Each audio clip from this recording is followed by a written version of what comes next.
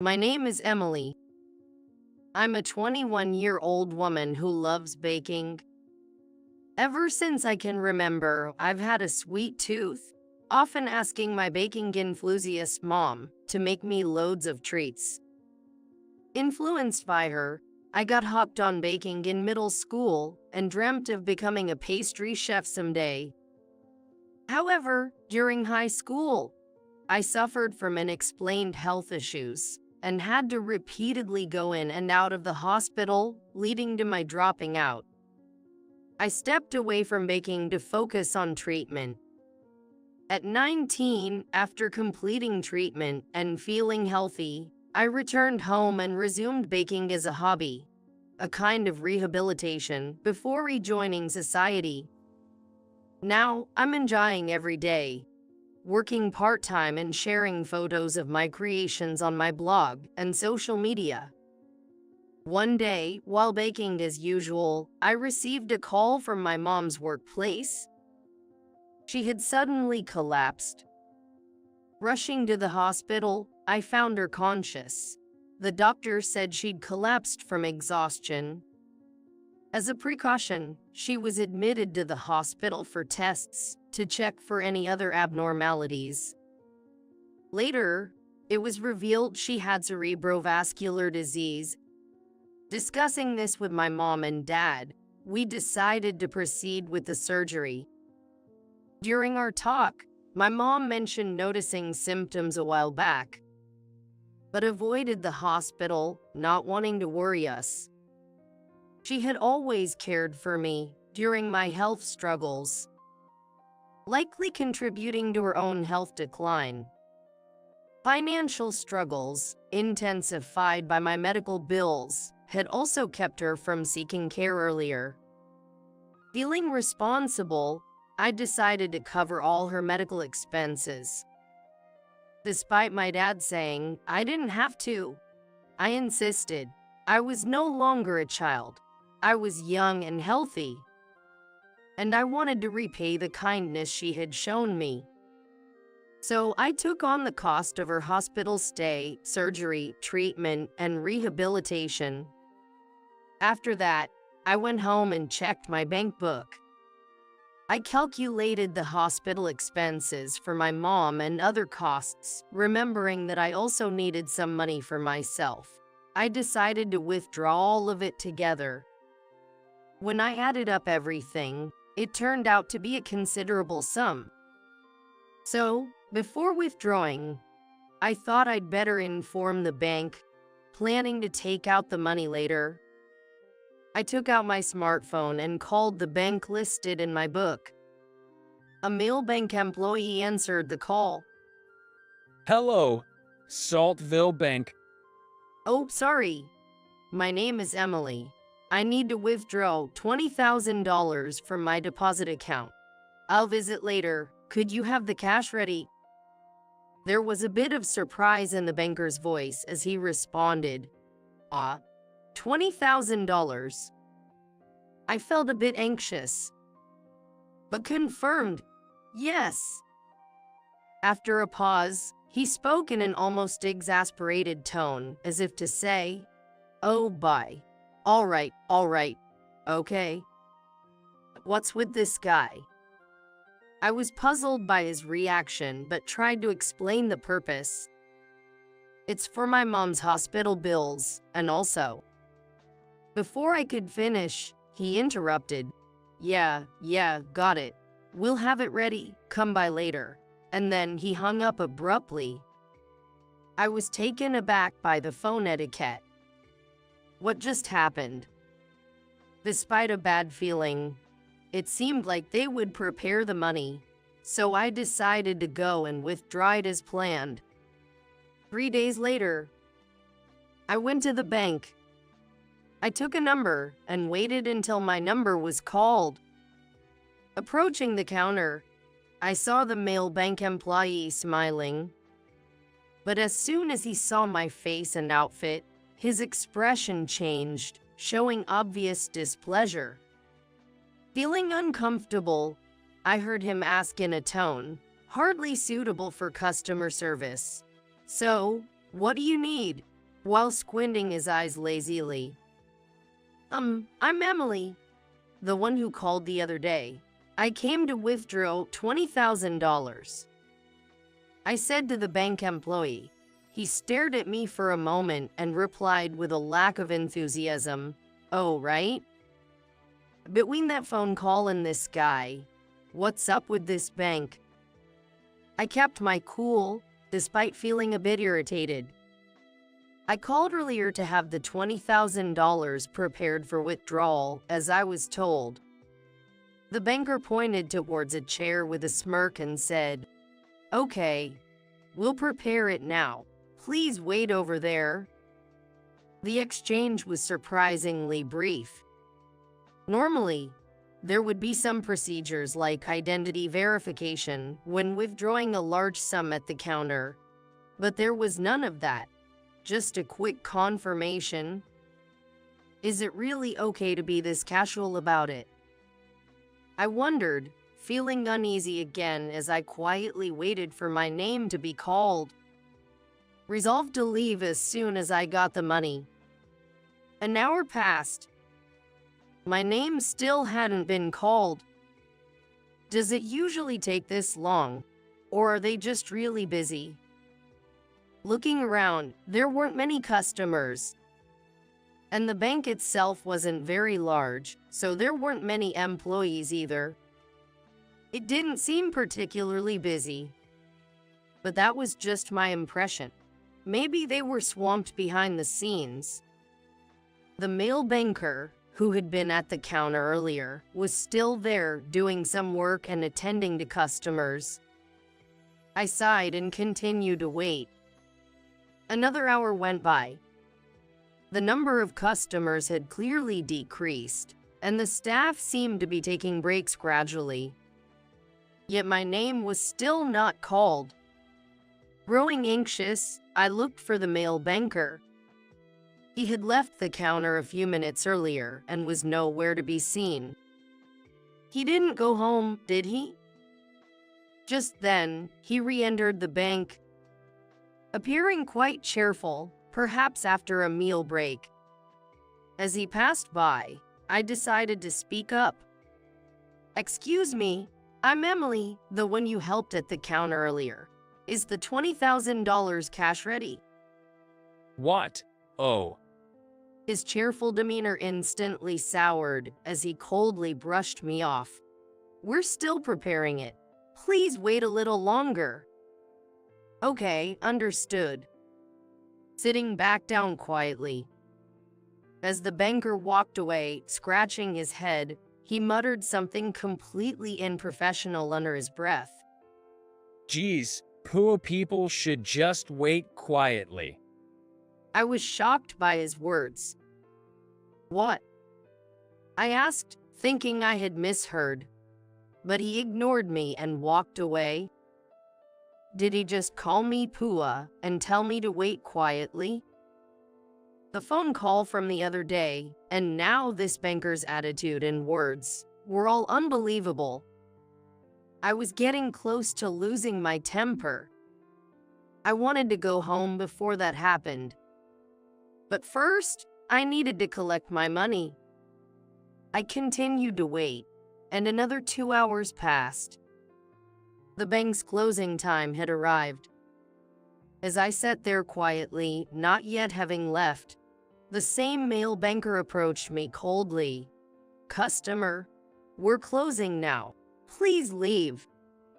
"But I've been waiting here for 4 hours for the money to be ready." His reply stunned me. What? You're still waiting? We haven't prepared anything. What? What? They didn't prepare it. I exclaimed in disbelief. The past 4 hours felt like a complete waste. My anger erupted. "What do you mean you haven't prepared for it? I told you, didn't I, that I wanted to withdraw $20,000. That's why I've been waiting here for 4 hours. I mentioned this on the phone to your bank employee." The banker laughed and said, Oh, that call. It was me. You answered it. What? I was surprised. Now that he mentioned it, the voice and attitude did match. But I had never imagined it was the same person. If so, he should have known about the phone call and could have prepared in advance. Then why didn't you prepare it in advance? You're the one who said on the phone, "We'll prepare it, come by later." Well, I thought it was a prank or a scam. Your voice sounded too young for such an amount. Come on, you're young. If a kid asks for $20,000, you'd think it's a joke, right? Being a banker, you become sensitive to these things. He shrugged off my question with a laugh. His attitude and words infuriated me. I didn't ask for a handout. I said I wanted to withdraw. You're impossible to talk to. Get your supervisor here, please. His response was smug. Well, the branch manager and department head are both not here right now. So the highest authority here is me, unfortunately. He flaunted his name badge, which read John, the acting branch manager. Acting branch manager. John, this person who had been rude on the phone and at the counter, who made me wait for hours, and then insulted me, saying, "Poor people should just wait." This guy is the acting branch manager. John, you're the acting branch manager, right? Why would you treat a customer like me this way? Making me wait and then turning me away? And your attitude and insults. I'm not saying the customer is always right, but this is too much. John pointed at me, sneering. Come on, you're obviously poor. Look at your clothes, they're all tattered. Tattered clothes? How rude. Sure, I didn't dress up since I was only going to the bank, and my clothes might have a small tear, but they're not that bad. To be honest, I've always been a bit careless about my appearance. I'm meticulous when it comes to baking, measuring ingredients, and designing, but I'm quite casual about clothes and makeup. Trying to contain my anger, I listened as John continued. Besides, you look too young. No way a person your age has $20,000, and you're the same person who called. I thought it was just a prank, so I figured I'd teach you a lesson. You've learned your lesson, right? Now go home. We're busy here. John crossed his arms in irritation. It's not a lie. I do have $20,000. Please check my account. I showed him my bank book, but John dismissed it. Enough. Go home, kid. And that bank book is probably just a toy. If you really had $20,000, you'd be working hard and taking care of your parents. Leave now, or I'll call the police. It's true. Frustrated with John's disbelief, I decided to disclose my entire fortune in my bank account. I didn't want to say it out loud because of the amount, but I thought maybe the sheer size of it would jog someone's memory. It's not just $20,000. I have $300 million. John burst into laughter. What? $300 million? Nice joke. If you had that much, you could live comfortably without a care. It's true. I've deposited $300 million in this bank. Yeah, you must feel so good now, bragging about it. Now go home. Stop lying and bothering us at work. My idea had failed. Sure, this bank must have many clients with millions in their accounts. I thought they'd be aware of such large deposits since they often call about insurance and other sales. Then John tried to forcibly remove me from the bank. Feeling helpless and at my limit, I finally snapped. Fine, I understand. I won't come here again, nor will I use your services. and I will withdraw the $300 million I've deposited here and transfer it to another bank. Laughing, John said, "Go ahead, try it. I'll be waiting to see that." He then pushed me out and locked the bank doors. "Just watch. I won't let this go." Determined, I went back to the bank later to transfer my $300 million. Fortunately, John wasn't there. I approached the counter where a smiling female banker was waiting. "I'd like to transfer all my funds to another bank," I said. The banker started checking my account. Her smile faded instantly. "Please wait a moment," she said in a panic, rushing to the back room. Then, John approached me, stomping over from the bank's entrance. "Hey, you're back to joking around." Apparently back from his break. Reeking of garlic. Back for more pranks, just go home. I'll leave, but only after transferring my $300 million. As I brushed off John's attitude coldly, he burst into raucous laughter again. Still going on about that, huh? Stop lying. A poor person like you with $300 million. Miss Emily, what's happening here? His mocking words were cut short as a man came rushing from the back of the bank. Branch manager, you're back. John's arrogant demeanor instantly changed, and he began to bow deeply. I just got back from the main office. I came to check if everything was all right in my absence. The branch manager had just returned from a trip and had been resting in the back room. More importantly, it's a pleasure to meet you. I'm the branch manager here, Michael. Thank you for your patronage. Michael bowed deeply in front of me. John looked utterly bewildered. "Michael, please raise your head. What brings you here?" I asked, slightly taken aback. Michael, still bowing low, said, "I heard you wanted to withdraw the entire amount of $300 million and transfer it to another bank."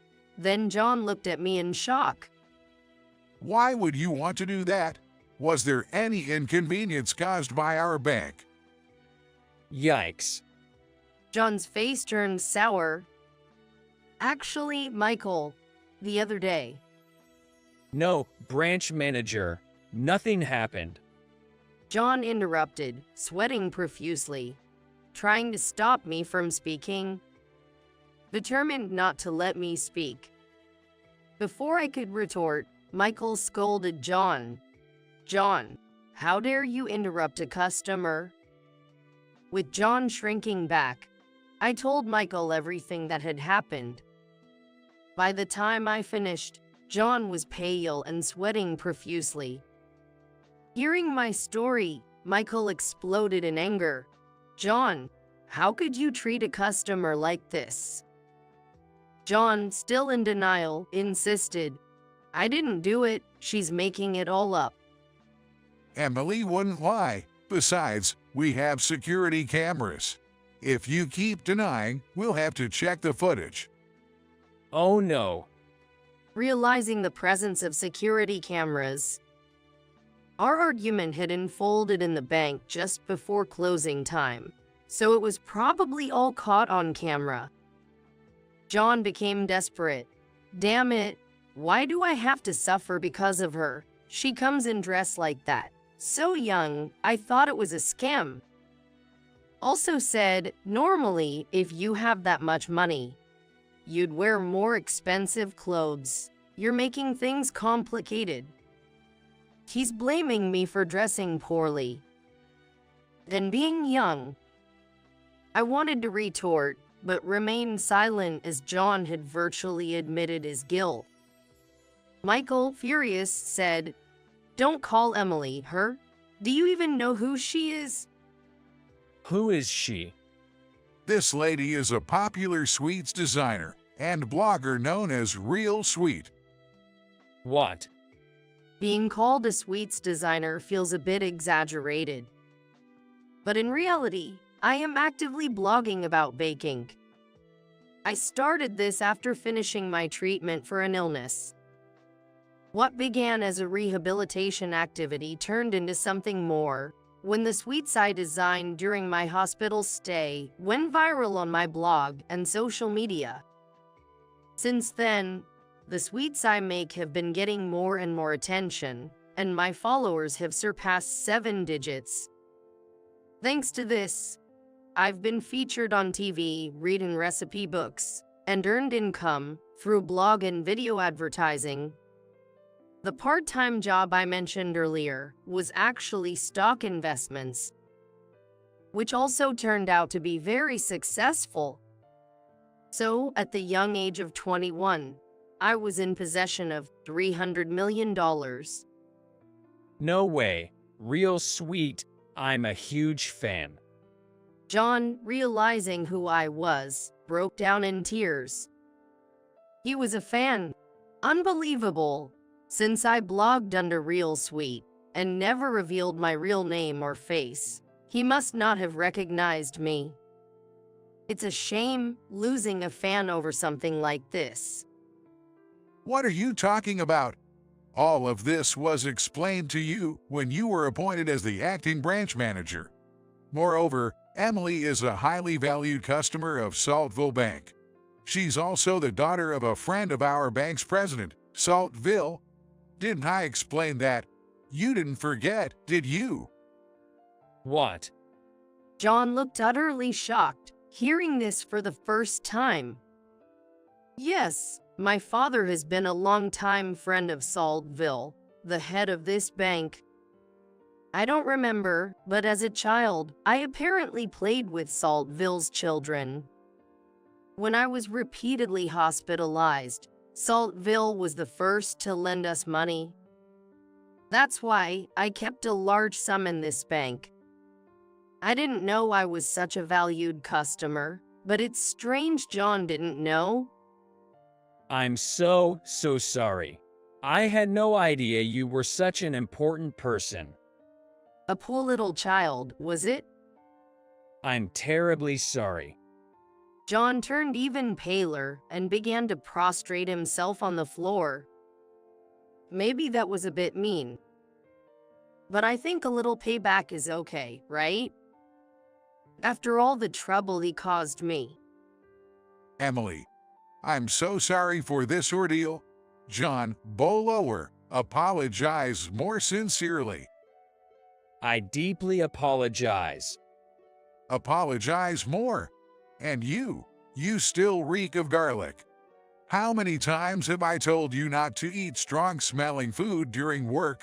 You're making our customers uncomfortable. I'm sorry. After that, I canceled the transfer of the $300 million. I finally withdrew the $20,000 I needed and successfully paid for my mother's hospital expenses. As for John, word of the incident reached Saltville, and he was severely reprimanded. The security cameras in the bank had recorded everything, and further investigation revealed that John had been treating other customers similarly. There had been complaints, but John had threatened other bank employees to keep quiet. Because of his misdeeds, John was naturally demoted from acting branch manager. John was demoted from acting branch manager to a regular employee and sent to the main office for rigorous retraining with new recruits. As for my mother, she successfully underwent surgery and is now energetically focusing on her rehabilitation. I continue to be a blogger and spend my days immersed in baking. Today, I'm creating a special treat for my mother's next visit to the hospital. I can already imagine her happy face.